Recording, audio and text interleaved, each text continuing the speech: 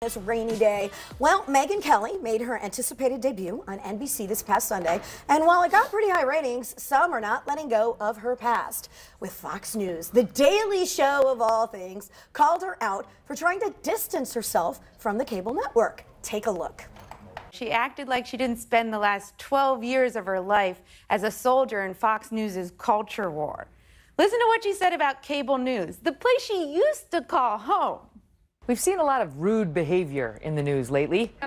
You can yell all you want. You're the one yelling at me. Flannery, I think you should take We're actually gonna cut your mic if you don't stop talking. Can't we all just get along? Can't we all just get along? Oh, I'm sorry. Now we're all supposed to be friends? Now they're NBC, you're acting all peaceful like some sort of Mahatma Blondie? And seeing as Megyn Kelly doesn't remember what Megyn Kelly was like, here's a tiny reminder. Let me explain to you how it works. I'm the anchor, you're the guest, okay? Well, you're bringing race into this. You clearly don't know what you're talking about. They got you can did they debate get an whether injunction Congressman about Sherman should have been up to date on this or not, Megyn? but you cannot debate Megyn, why about won't what you answer happened my at that question? poll. He is married to a Mexican immigrant. You sound like, with respect, Osama bin Laden. What? With respect, you don't seem to know what you're talking about. Wow. Okay, you know, we talked about Megyn Kelly once before about she wanted to kind of change her image. I mean, there have been reports, which we don't know whether they're true, that maybe she kind of wants to be like the next Oprah. And I think, you know, remake yourself. I think there's nothing wrong with that, of saying the past is the past, you know, as on Fox News, that's the past. But maybe your first show, you should have done something a little different, because, wow, for her to say that, and, you know, and that's exactly what she did. Here's the backs. First off, I actually like Megyn Kelly. I think during the 2016 election, she was one of the very few people that held Trump's feet to the fire numerous times and did a lot, not let him get away with a lot of things. I have a few thoughts about this segment. First off, Megyn Kelly, I believe, was in Russia, like moderating a panel or something that Vladimir Putin was a part of. And if her team was smart enough to say, hey, while we're here in Russia, because here's a fun fact, her first show was supposed to be the Kardashian family. So when it comes to could we book the Kardashians or can we book Putin, her team jumped on Putin. So, but if you watched it, and I did, there were a few times she got under his skin. Like, he was getting very annoyed with her. But I think a lot of the issues I had with the show, coming from a TV experience and just being a fan of Megyn Kelly, is the show felt very rushed and underprepared. That it felt very much like, we've got a Putin has signed on, we've got to get a show on the air. Because if you're like me and you follow press releases and just the media alone. Oh yeah, it wasn't announced They very like quickly announced Thursday. Yeah, they very quickly announced like Sunday night to Megyn Kelly coming in 3 days, and everybody in the industry was kind of like, oh, why are you premiering this big show that NBC has hawked in the middle, like at the start of summer? It just didn't make good logistics. Well, no, it wasn't that for me, though. They didn't announce Putin until, like, she was on with the Today Show, it was I think, very, on Thursday. for a long time, it was very touch or go with Putin if he was going to sign on. So it was very last minute. So you're right, it may have been rushed. But I mean, even like, the critics didn't love it. The Hollywood Reporter said Megyn Kelly spent 60 minutes trying to be 60 Minutes. Time said it felt rushed and unprepared. I like Megyn Kelly, but here's my thought about this. It was their first show, though. It was their first. Does anybody have a good first show? I mean, honestly. I'm going to give her the benefit of the doubt on this one, because I was in TV news for a long time, and everyone knows that there are jobs where you have to have a certain shtick on the air, and maybe she didn't enjoy doing it. She did her shtick quite well at what she was doing, but maybe she didn't enjoy it, and maybe she does want to turn a new page, and so we'll see how she does in the episodes to come. Yeah, I think it's going to take time, because I feel like right now she's being Madonna. I feel like she's the constant chameleon right now. You know, she was with Fox News, she was a total Republican, and then she turned on the Republicans, and then she was after Trump, and then she was taking the side of Hillary Clinton, and then people hated her on the other side, and then people loved her on this side, and then she came to Jacksonville, and I was thinking, oh, I don't want to go see her, and I was so excited to see her because I really loved her for so long. And then I'm going, you know, I love her. I think she's really great when I see her in person, but then she's taking, you know, this role and going to NBC to try and do a totally different show. But you mentioned her being a chameleon. I don't know what is the organic Megyn Kelly, and that's what's disturbing to me.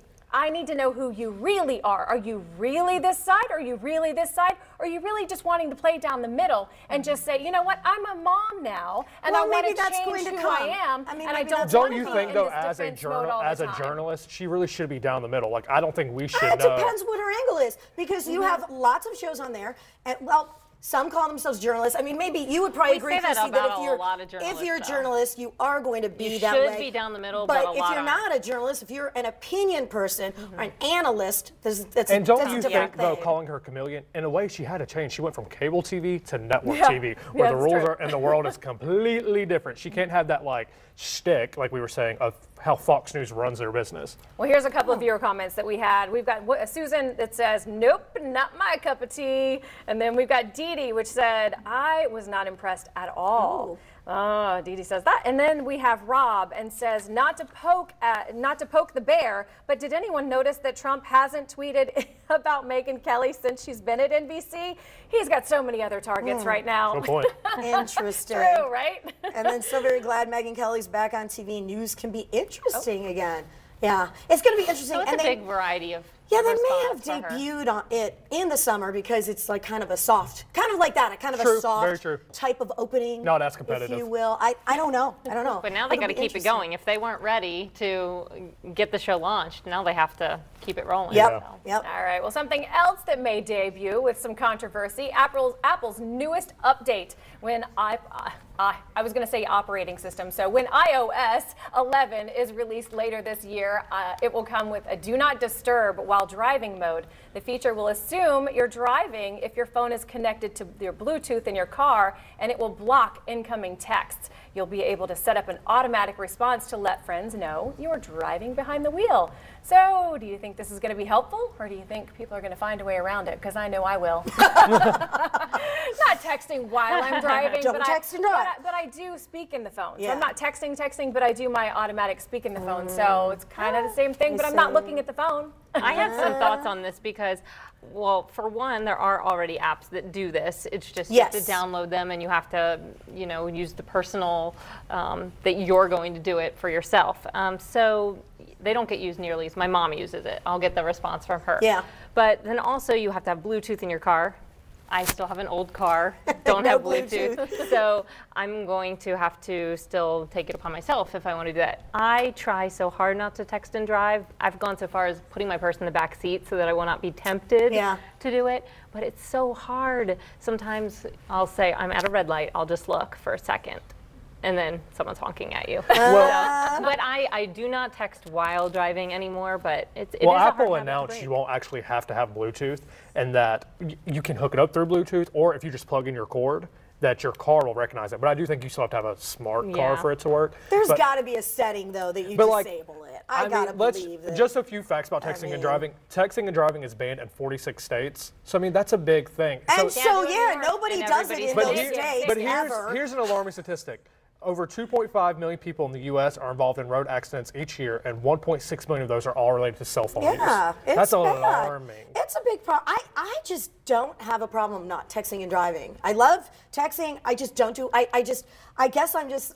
Maybe because I just know. It's like as soon as I pick up that phone, I'm like going, whoa. there's so, a- I wonder you if there's know? more accidents with young people versus older people, though. Oh, because for I I- seem without to I see a think for lot of sure. older people that are texting and not paying attention than No younger one's people. paying I feel attention like, if they're but I feel like texting. younger people are a little, I don't know, they're a little bit better at Well, I texting, read- looking, No. texting, and I feel like I the read older a people are the statistic. ones that are just texting and all over the road. And I'm like, oh my gosh, what are I you think doing? most people that I know that I'm friends with, we only do it if we're stopped for a Yeah, second, and then. yeah. I put But that that's phone still down. not good enough. It's still I not good enough. passed a billboard coming, or I think, yeah, if you're coming into Jackson, like the McClinney area, there's a great billboard that, in referring to texting and driving, that says, "Better left unread than dead." So I'm like, what a Yeah. great like one-liner to think about. Yeah, yeah. All right, well, we'll see what happens when that iOS comes out. So, coming up next, if you're looking for something for the kids to do over the summer, we are going to tell you about some programs offered by the Boys and Girls Club of Northeast Florida when we come back.